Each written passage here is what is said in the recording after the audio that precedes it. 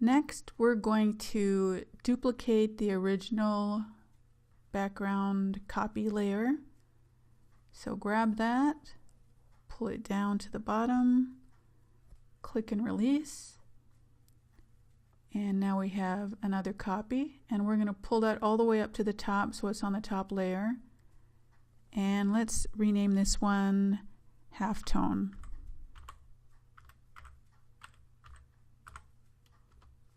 And now we're going to go to Filter, Pixelate, Color Halftone,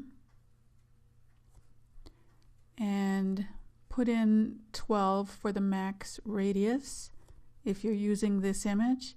If you're using a different one, then you might have to mess around with the pixels to see what kind of effect you get.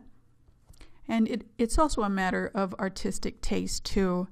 You can put in any pixel you want and get all kinds of different effects. It's really up to you.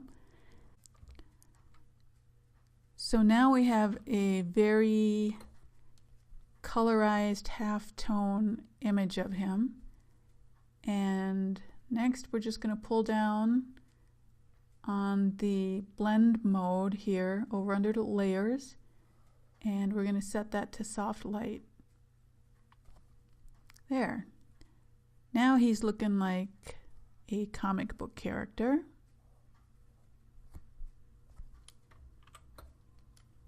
Very fun. And now we're going to do the same thing with the background now that we've got him situated. So let's click on the background layer, and as you can see it has an S on it, which means it's still a smart object. So let's go over to Layer,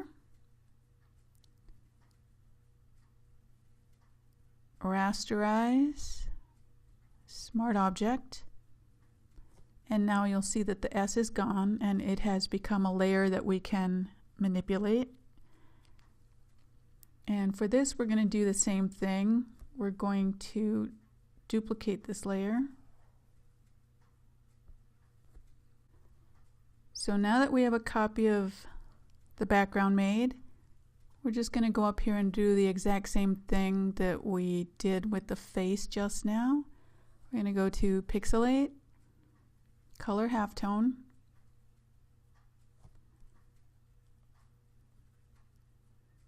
set it at 12, and then under the blend mode for layers, soft light.